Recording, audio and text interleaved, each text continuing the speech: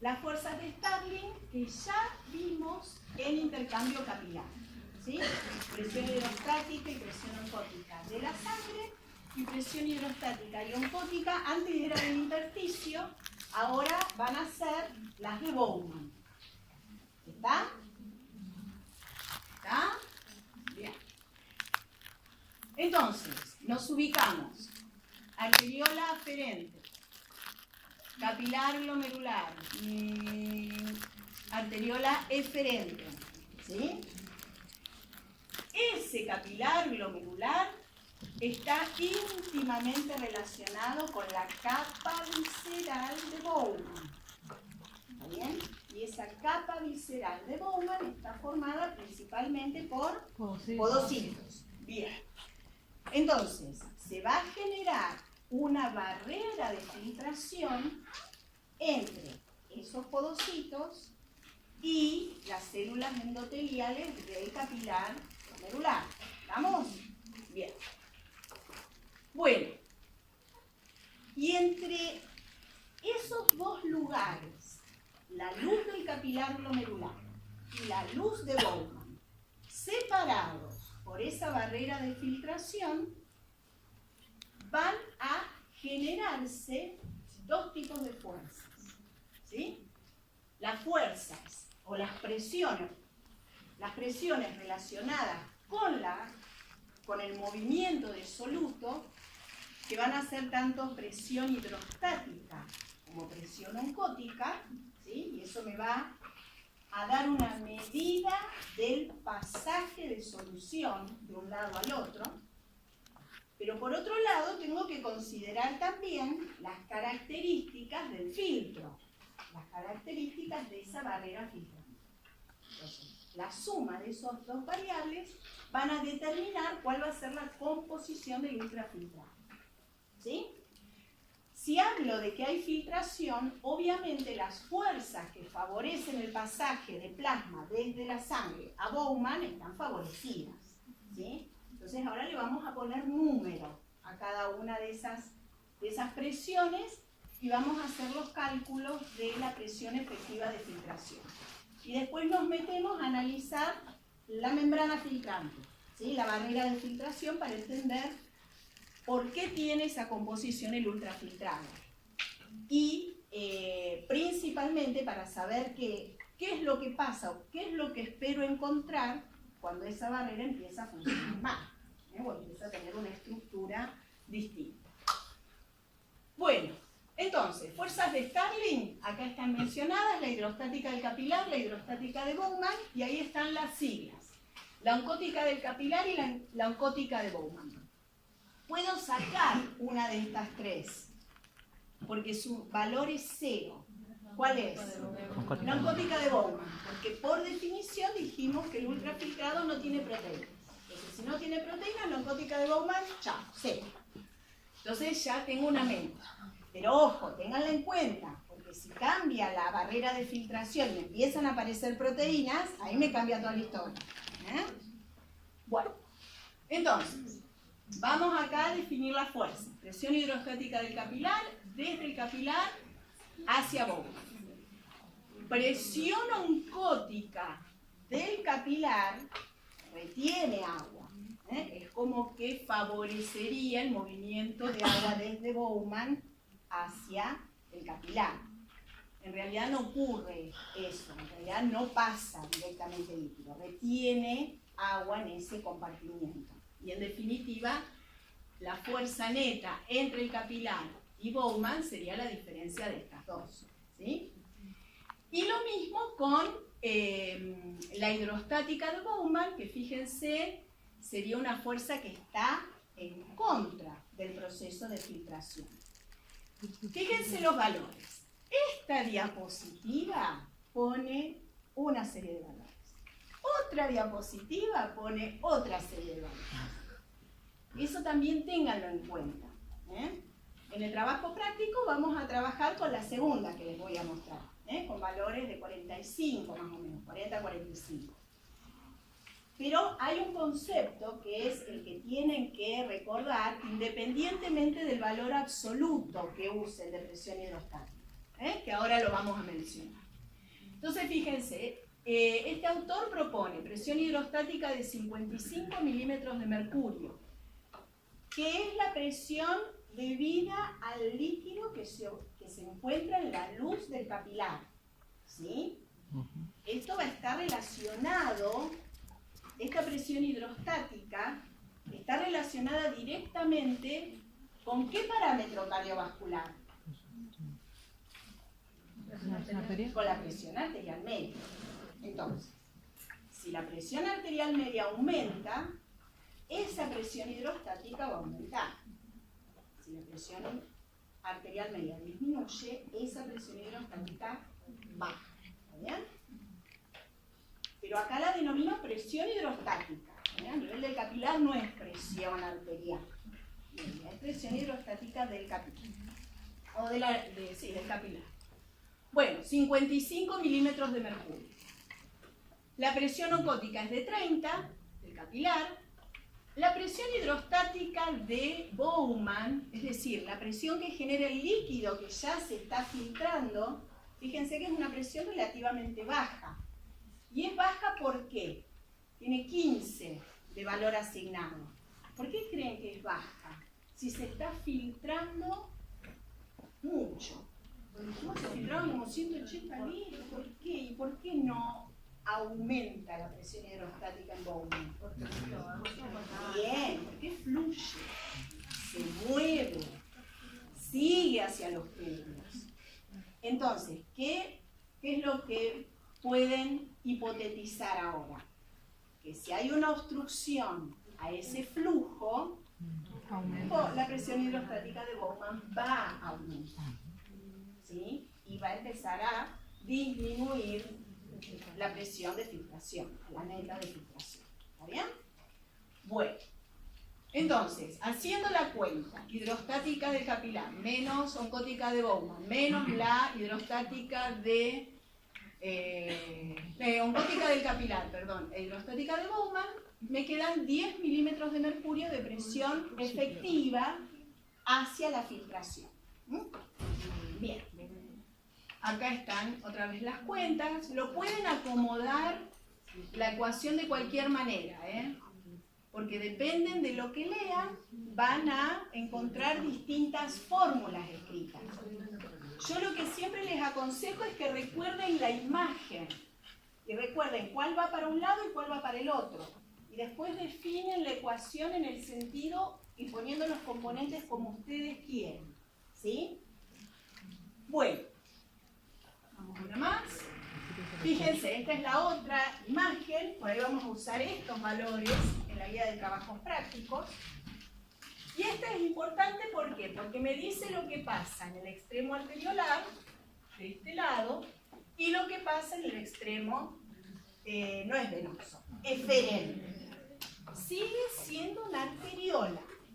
Eso es lo más importante para entender la filtración. Y si sigue siendo una arteriola, ¿qué dos cosas tengo que tener en cuenta? La regulación de la resistencia. Antes de la regulación. Para diferenciarlo las propiedades del del capilar vaso arteriovenoso. ¿Qué dos cosas van a ser notoriamente diferentes? Está bien, se puede regular la resistencia. ¿Por qué? Porque tiene músculo liso, gran cantidad de músculo liso. Sigue siendo una arteriola. Mientras que la vénula tiene, pero poco. ¿Y cuál es la otra consecuencia? Es decir, tiene músculo liso, vamos a tener muchos receptores para estos mediadores que regulan la contracción de ese músculo liso. Así que puedo regular por un lado la aferente, regular por otro la eferente. Distintos mediadores, uno que genere vasodilatación acá y vasoconstricción allá. Los dos que contraiga, este que relaje y este que contraiga. Podemos tener infinidad de situaciones.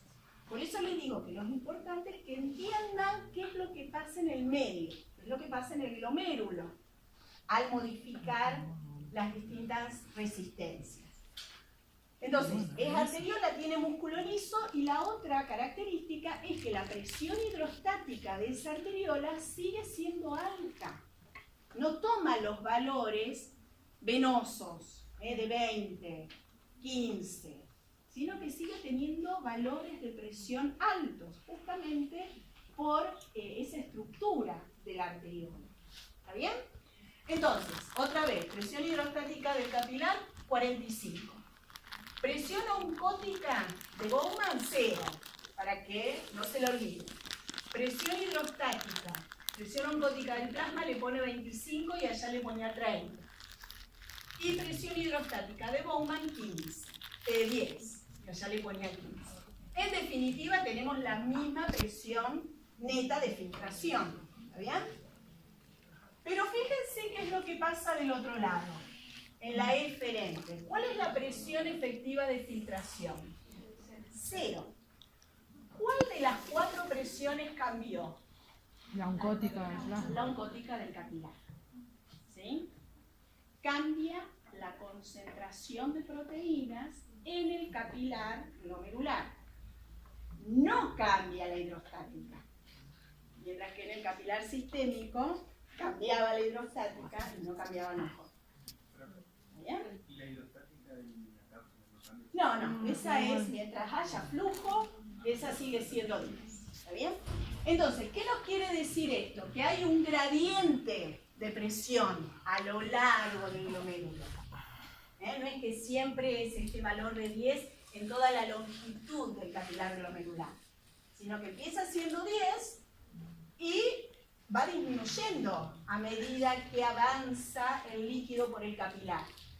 De manera que en el extremo eferente la filtración cesa, se detiene y no hay proceso de reabsorción, como había en el sistema.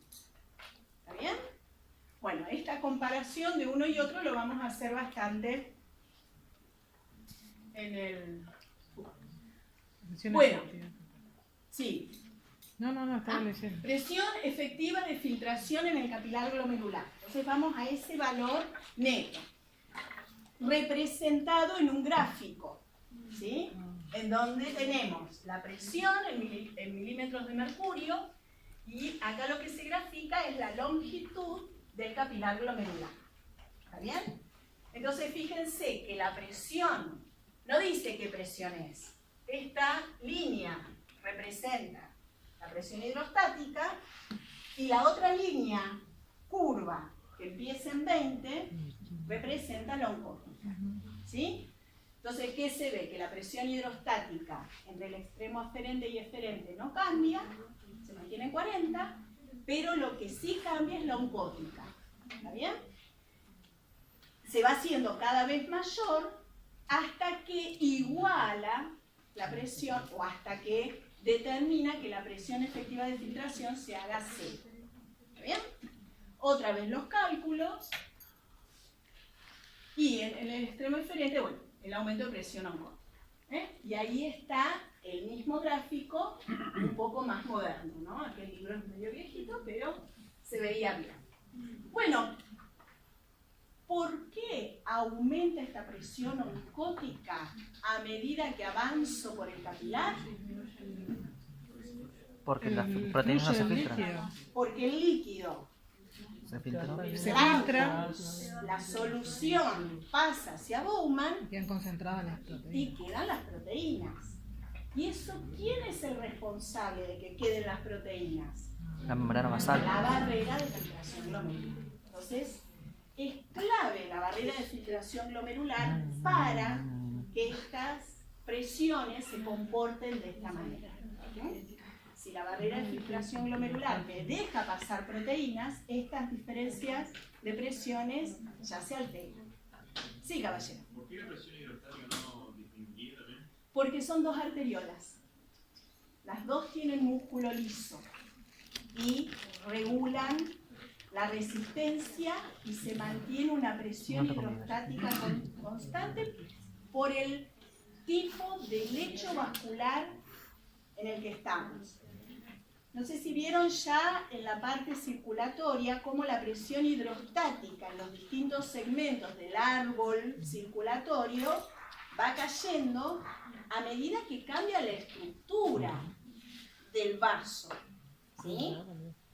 Tenés una caída entre arteria grande, arteria mediana, arteria pequeña. Tenés una gran caída de presión hidrostática a nivel de la arteriola, con la ventaja de que se puede regular, y después tenés otra caída a nivel de la vena. Pero en todo tu trayecto de arteriolas, prácticamente la presión hidrostática no cambia por la estructura del vaso. ¿Está bien? Sí.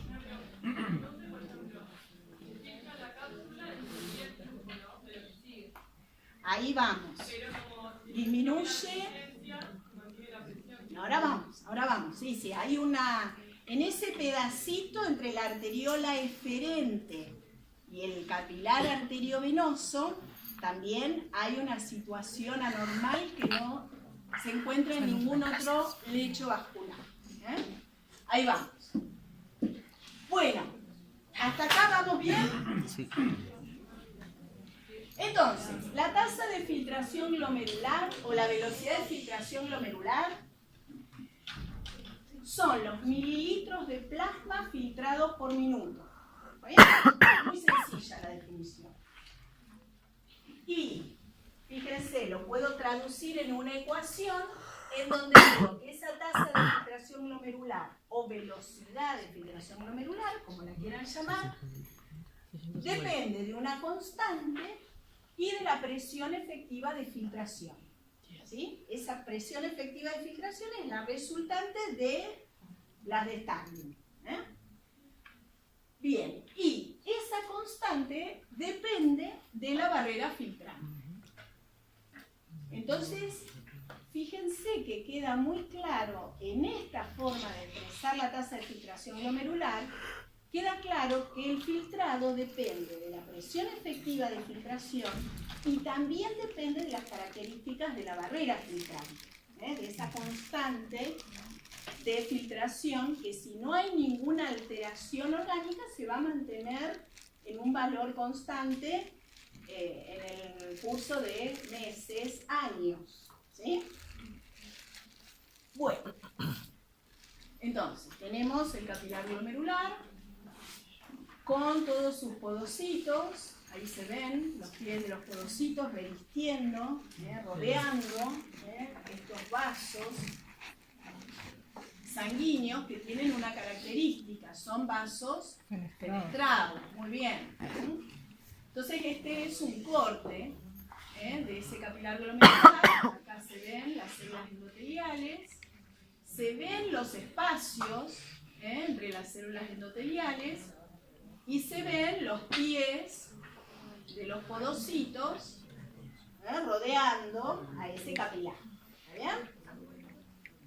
Si esto lo representamos en una imagen más esquemática, vemos que está la luz del capilar, las células endoteliales con sus fenestraciones,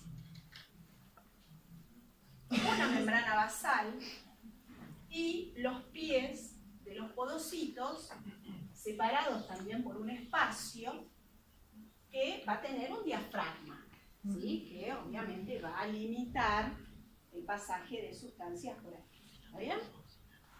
Esa membrana basal, ¿sí? Está formada tanto por la membrana basal de los podocitos como por la de las células endoteliales. ¿Cuál de esos tres lugares creen ustedes que es el más estricto para regular el pasaje de moléculas? La membrana basal. La membrana basal. Bueno, entonces, esta es una micrografía electrónica, otra vez lo mismo. Empezamos, el capilar está acá abajo. Y tenemos todas las estructuras que describimos antes en la imagen. Entonces, las fenestraciones que hay entre las células endoteliales tendrán entre 70 y 100 nanómetros. ¿Sí? Esas fenestraciones retienen los componentes celulares, que son los elementos más grandes, ¿sí? Después tenemos la membrana basal glomerular, que si ustedes la ven con más detenimiento, tiene como tres franjas, tres regiones.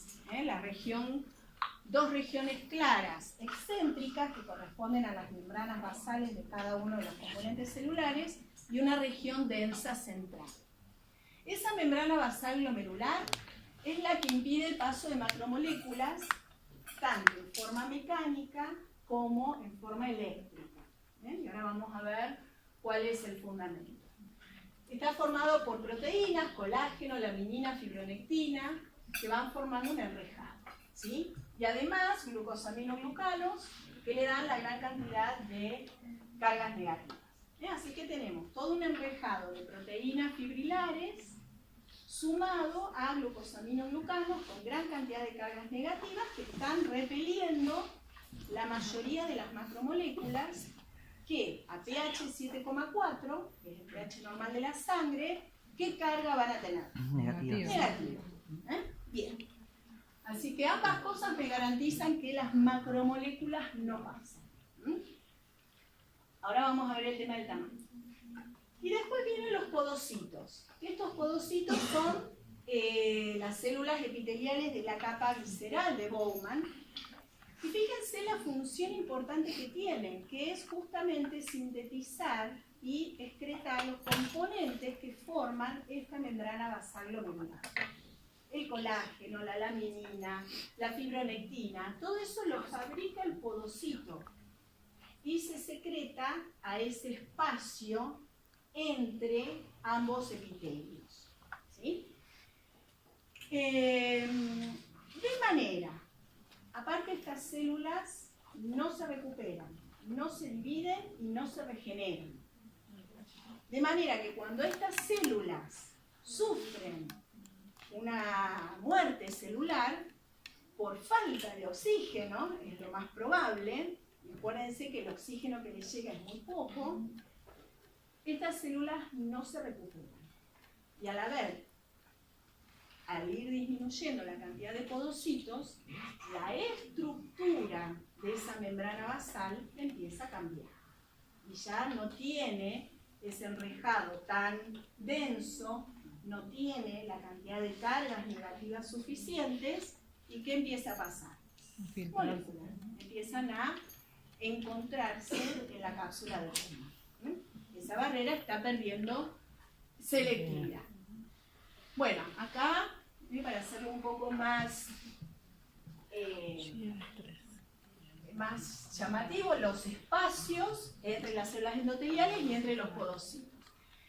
Y agárrense porque no las vamos a mencionar, pero empiezan a haber un montón de moléculas que mantienen esos dos epitelios relativamente próximos. De manera que la secreción de esos componentes proteicos por el podocito se depositen en ese lugar. Fíjense, a ver si está la otra, acá hay otra, podocito. Bueno, lo que decíamos recién, miren cómo es ese enrejado, con laminina, con fibronectina, y después los glucosaminoglucanos que le empiezan a dar las cargas negativas, ¿sí? Todo esto se estudia, todo esto hoy en día se mide, todo esto por ahí en biopsias se buscan anticuerpos contra algunos componentes de acá de la membrana, porque si por algún motivo hay algún anticuerpo que reconoce alguno de estos componentes, se pega y desata una reacción inflamatoria en ese lugar. Y ese es el origen de las glomerulonefritis o glomerulopatías, ¿sí? Que se caracterizan por una pérdida de la función de selectividad en el filtrado.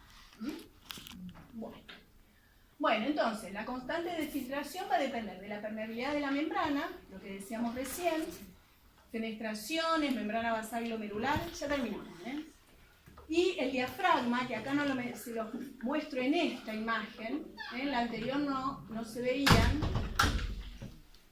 acá lo deja ahí, ¿no? Que hay dos cositas que forman ese diafragma, pero en realidad tiene una estructura compleja, con varios tipos de proteínas, también sintetizadas por estos podocitos. Así que la clave de la selectividad y de la membrana basal glomerular, ¿quién es? El podocito, ¿sí? Bueno, además de todas esas características de permeabilidad, tenemos una más que es el área de contacto o el área de filtrado, ¿sí? El área de contacto de capilar glomerular con la cápsula de Bowman. Y esa área efectiva de filtración es regulado por células mesangiales, ahora las vamos a ubicar nuevamente, que se encuentran entre el espacio que deja la arteriola aferente, esas son las glomerulares, y además hay células mesangiales metidas entre los espacios que deja el glomérulo, ¿sí? Entonces esas células mesangiales al contraerse reducen el área efectiva de filtración. Acá lo ven, estas células mesangiales intraglomerulares y mesangiales supraglomerulares. Y estas después nos van a servir para regular acá, mientras que estas nos sirven para regular el área de filtrado. ¿Está bien? Bueno, a ver por dónde andamos. Ahí. 5 minutos más. Bueno, y esta es entonces la discriminación por tamaño, determinada por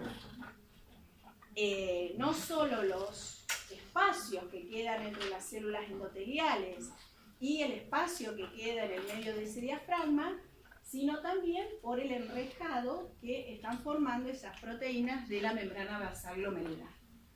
De manera que se produce un continuo de permeabilidades a medida que el tamaño molecular aumenta, ¿sí? Las moléculas pequeñas, esto es radio molecular efectivo, es decir, es el radio molecular con todo lo que trae adosado, moléculas de agua y demás, ¿sí? Que se mueve todo en conjunto. Entonces, a medida que ese radio molecular aumenta, vamos viendo que la relación entre lo que hay en el filtrado y lo que hay en plasma empieza a disminuir. Es decir, va pasando menos. Es decir, no hay un valor único de decir, bueno, esta pasa, esta no pasa. Hay un rango, hay todo un espectro de tamaños y de relaciones de permeabilidad, ¿sí? Entonces, una molécula que tiene una relación de permeabilidad de 1 quiere decir que equilibra sus concentraciones entre el plasma y el filtrado completamente. Es decir, que no hay ninguna restricción por parte de la barrera a su pasaje. Se mueve con ese líquido que se está moviendo por diferencia de presión. Ahora, si la molécula se empieza a hacer más grande, hay lugares de todos, porque encima calculen que hay millones de glomérulos en cada uno de los riñones, ¿sí?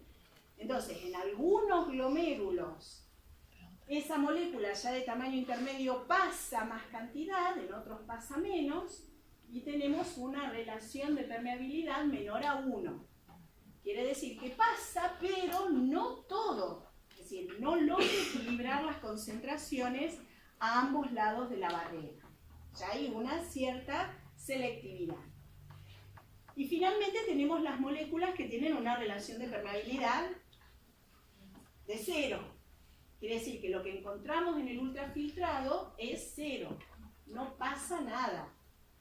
Y hay un tamaño que de alguna manera determina, fíjense acá se ve el rango, radios y peso molecular. En general, acá hay que tener en cuenta también no solo el peso molecular, sino la forma que tiene la proteína. No es lo mismo una proteína globular que una proteína fibrilar, ¿sí? Y es por eso que hay esa heterogeneidad, que no tenemos un punto de corte tan claro. Entonces fíjense que en esta zona, ¿sí?, ya empieza a haber mioglobina. Bueno, la inulina es 1, vamos a considerarlo 1. Fíjense la albúmina del huevo, fíjense la hemoglobina, y fíjense ya la albúmina sérica, podemos decir que no filtra, que es la principal proteína del plasma. ¿Está? Entonces todas las moléculas que tengan mayor tamaño que la albúmina, vamos a decir que no filtran. ¿Está bien? Bueno, el otro criterio para el filtrado dijimos que era la carga de la molécula. Para dos moléculas que tienen el mismo tamaño, ¿sí?, si la molécula es neutra va a tener este comportamiento, ¿está?, al aumentarle de tamaño. Pero si esa molécula tiene carga positiva, la carga positiva favorece el atravesar la membrana, porque la membrana tiene cargas negativas, entonces se ven atraídas y pueden difundir y pasar al filtrado. Mientras que para el mismo radio, fíjense acá, un radio de 30, si la molécula tiene carga positiva, fíjense la relación de permeabilidad, casi un 80%. Mientras que si la carga es negativa, prácticamente no filtra. Es repelida por la membrana. ¿Está bien? Entonces, esos son los dos criterios. Y ahí está la imagen. Esto se prueba todo con partículas inertes, de Dextran, que se le llama. Se le pueden ir poniendo distintas cargas y distintos restos, y ahí uno va probando si pasa o no pasa. Bueno, entonces acá está el efecto del tamaño. Acá grafica peso molecular, por eso la tablita están las dos cosas, peso molecular y radio. Bueno, el otro gráfico era de radio. Y en esta, el efecto de la carga.